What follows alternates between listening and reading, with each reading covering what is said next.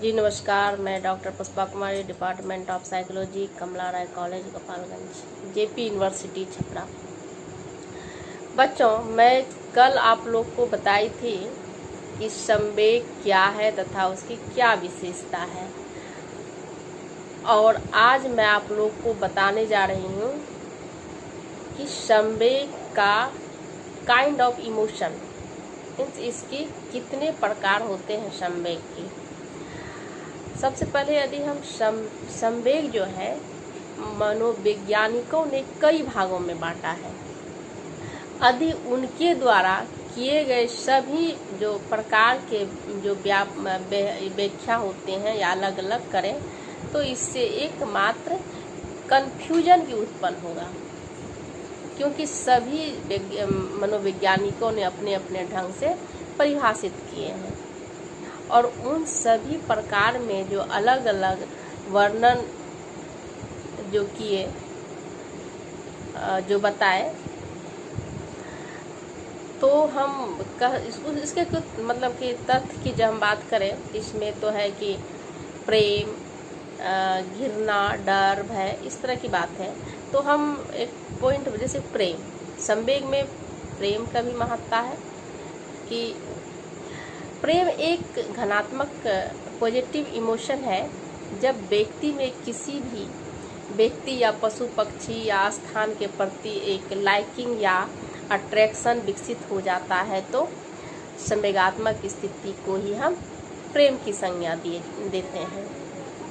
उसी प्रकार दूसरा पॉइंट हम कहेंगे कि आनंद तथा उल्लास की बात होती है कि संवेग में आनंद और उल्लास का भी बहुत एक प्रकार में ही आते हैं। कि आनंद की जहाँ तक बात, ये भी एक पॉजिटिव इमोशन है। जब आनंद की तीव्रता कम हो जाती है तो इसे खुशी कहा जाता है, परंतु अधिक होती है तो इसे उल्लास भी कहते हैं। जहाँ तक बच्चों में आनंद संवेग का प्रश्न है तो इसमें हम इसके साथ जो पूर्वकथनीय होता है या उम्र बढ़ने के साथ साथ जो पूर्वकथनीय होता है, छोटे छोटे पशु में आनंद शारीरिक क्रिया, जैसे खड़ा होना, धीरे धीरे चलना या फिर दौड़ना, ये सब जो है ये सब हम कहेंगे कि इसमें जो है प्रेम का आनंद की ही प्राप्ति होती है। इन क्रियाओं से जिसमें कि अपना साथी को बुरी तरह से या फंसे हुए पाते हैं। जैसे कोई भी बच्चा यदि मान लो कि कमीज पहनते समय अपना पैर, हाथ या उसको फंसा लेता है तो उसे देखकर उसे उम्र से दूसरा बच्चा में आनंद का जो संवेग होता है और वो खुश हो जाता है जब वो उसका जो गोल की जो प्राप्ति कर लेता है, जिसका वो निर्धारण अपने लिए किए हैं। अब मान लीजिए कि एक 12 साल का बच्चा यदि सुबह से ही यह सोच रखा है कि उसे आज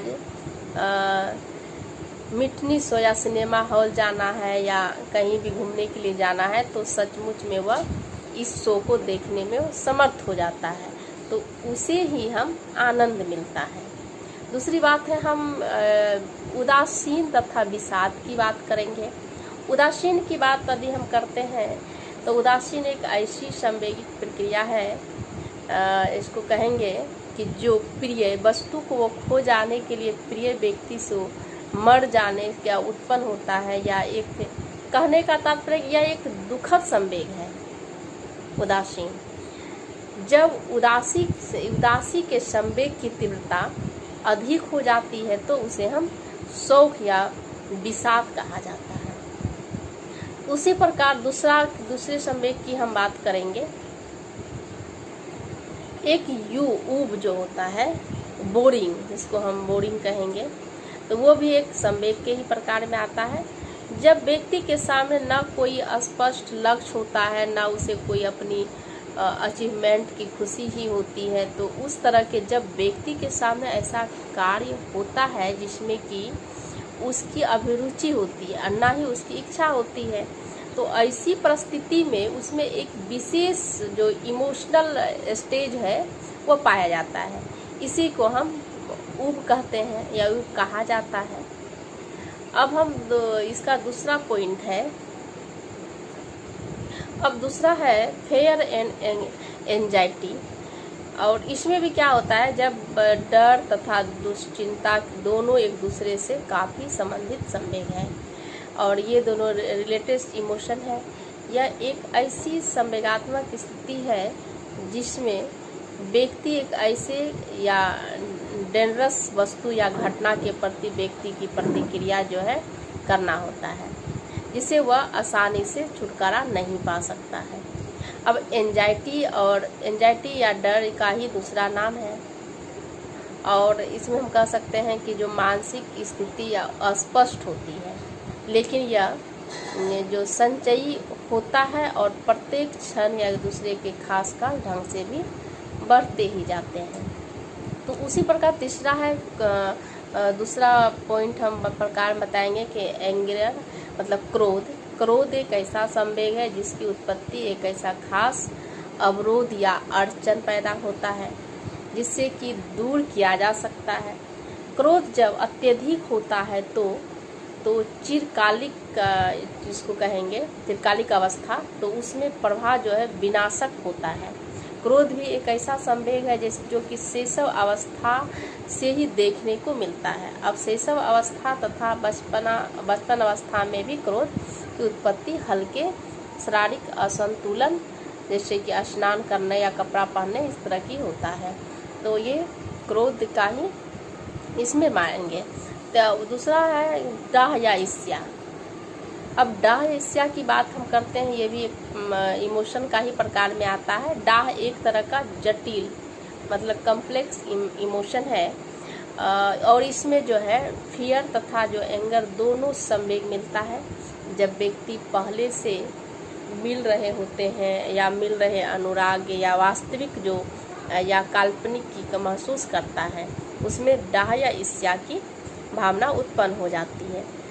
जिस व्यक्ति में डाह का संवेग उत्पन्न होता है वह अपने आप को हमेशा असुरक्षित या महसूस करता है।